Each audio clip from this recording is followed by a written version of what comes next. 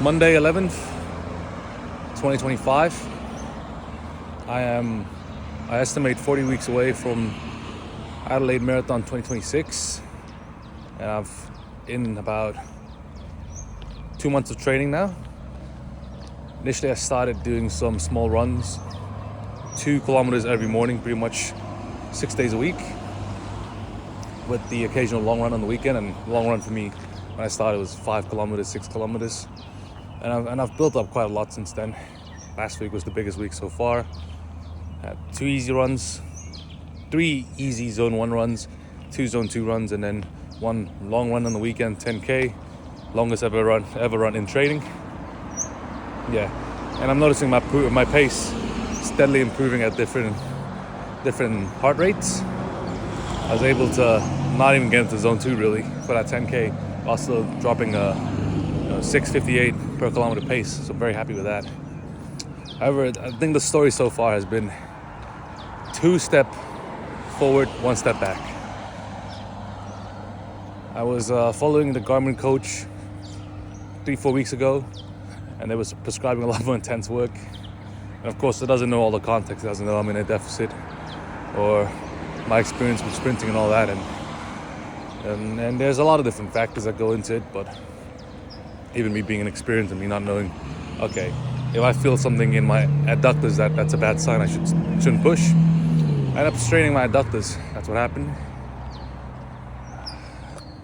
I pretty much had to work my way back up over a week to just be able to walk and lightly jog, no issue. And then last week, of course, finally moved my way back into running, and that was pretty good. Now, another minor niggle, another 2 step forward, 1 step back. Massive run on Saturday, 10K. Very happy with the results, 70 minutes, really progressing in that long run. Very tough run.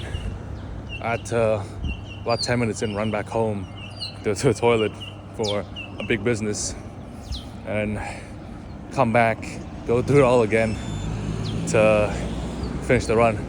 I was very proud of that. And I had a hike afterwards as well, another 5K, another hour and a bit of hiking. And that's when I noticed there was an issue with my feet. It's like the bony area below my ankle was having issues. You know, the tendon that connects kind of like the arch of the foot to the, I guess, Achilles. That was a tendon having issue, and it was quite inflamed. So now I'm working my way back up to running for that again. This time a little bit better than the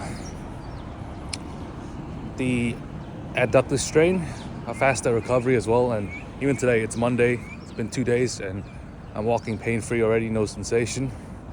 There is some light feeling on the foot in different areas. It feels like my toe bone is giving me a funny signal every few minutes that just randomly come up and go away. But frustrating. I was very frustrated at first. I was very unhappy. I was thinking, oh no, I just worked my way back up from an injury, and I was running again. I had an amazing week, 30 kilometers. Pretty much one of the best training weeks I've ever had in my life in terms of running. And suddenly back to recovery, back to rehab, back to working my way from walking back up to running. I'm going to be doing these tests for the next couple of days. Can I walk with no pain? Can I walk and then do 5 minutes of jogging with no pain? Can I have 10 minutes of walking, 10 minutes of jogging with no pain? Can I run for 5 minutes with no pain? It's frustrating. Because I felt the adductor issue, that took so much momentum out. But I was like, okay, you know what, this is a good experience to learn. And now I'm going through it again. And I guess now it's time to prove, okay, I could rehab from a bigger injury. How about these small niggles that's a couple days off? How fast? Maybe not fast. The goal of recovery is of course to get back as fast as you could. But you don't want that to influence your timeline. I'm not rushing to get back to running because I want to minimize the chance of me getting more hurt and taking more time off. So it's like, how fast can I get to a point where running is pretty much no risk, no extra risk of hurting the injury again, of getting something else injured. But after thinking about it for a while, I've kind of switched my mentality over. At first I was bummed out, this affects my training. I realize I have the benefit of being 8-9 months out from this marathon, which gives me the room, which essentially, like, I'm not in the main training block for it currently. That starts kind of 6 months out from the marathon. I'm in the preparation for the training block. And what that means is this is the time for me to work on my form, which is I've been getting my cadence up. I can now hold 170 pretty steady through my zone 1, zone 2. It's now a time to work on consistency, how well I eat. It's time to get my body where I need to be, which is cutting weight, dropping my body fat to where I'm at a much more athletic level, where I'm sitting about 18% right now. My goal would be 13%, where I'm shaving off another 5, 6, 7 kilos of my body weight, maintaining most of my muscle mass. And the point is I can propel myself with the same level of effort, but go faster because I'm moving less weight. And I guess a part of that prep phase is also seeing all the weaknesses I have. Right? I was upset at the time when I got the abductor issue, because I was really bummed out. I thought, okay, wow, this is a serious injury. It even hurts or flares up when I walk. But then I realized, no, this is a good opportunity for me to strengthen my hips. Like, learn all the exercise, strengthen my hips, bulletproof them. Because over 42 kilometers, these things will come up, no doubt.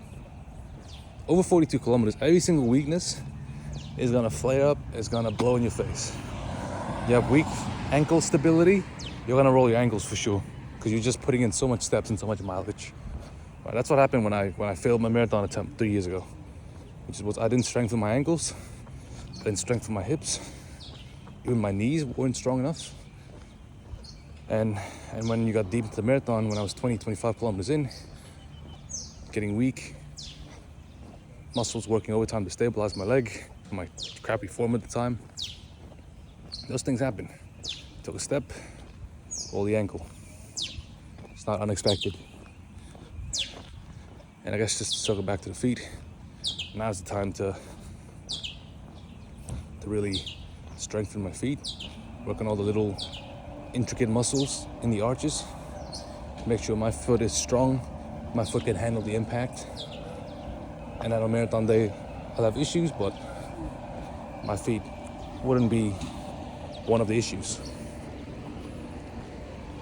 So again, I'm bummed out, but I'm not too bummed out. This injury, or I guess the injury, is only expected to go for 3 to 5 days. I'm 2 days in, I'm walking pain-free. Of course, I'm not gonna push the boundary now and go for a run. I feel no sensation, I can run. No. It's not worth taking that type of risk. Because the reward is, okay, I get back to a day of training early, but I'm not even gonna do zone 2, I'll just be zone 1 recovery. There's gonna be not a lot of base aerobic benefit to me anyways, to doing like a 20-25 minute zone 1 run. So why take the risk, right? Why take the risk? If it's just to get out there, maintain a habit, continue the consistency, walking, that's the job. And if it's zone 2 where I'm actually improving my endurance, well, I don't think this foot can handle zone 2 anyways right now. So yeah. That's just where it's at. 2 step forward, 1 step back. But overall, progressing in the right direction. I have to keep reminding myself the goal of this time period isn't to get super fit and build to run super fast and PR 5K, 10K, half marathon. No, the goal right now is get my body in good running shape, get myself to a point where I trust that my feet will not be an issue, I trust that my ankle will not be an issue, I trust that my knee will not be an issue, I trust that my hip will not be an issue when I start piling on the mileage in the 6 months. And right now the goal is pile on the mileage, lose the weight, get better at running, become an actual runner. And so far, I think we're progressing well. Keeping this up for 8 weeks is pretty solid.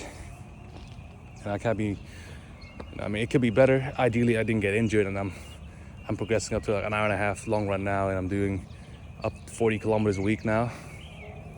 But it's fun. Like the benefit of being this early or starting my training this far out is that I can do I can have this phase of figuring shit out way before my marathon block starts. If this is my marathon block, if I'm starting 6 months, 8 weeks ago, and I get these injuries 4 months after the marathon, this would be very heavy. I would feel the pressure to go out and run and get back to in shape as fast as I can, because I know how hard a marathon is and how far that distance actually is. But from where it's at, very happy. Gotta keep going, gotta keep grinding. Maybe see how things go this week, right? The goal is to get to two zone 2 runs near the end of the week. That's my goal. Of course, see how things progress. If things are not progressing well, I'll taper back and kind of let myself recover. But the goal is, Thursday, Friday, Saturday, 2 zone runs in, 2 zone 2, probably one shorter one and one medium length one, about 40 minutes for the medium length one, and kind of keep myself primed for the week after that. Also, the lower mileage this week with the injury will also be good for recovery as well. Kind of let my body get used to the new stress, right? So yeah.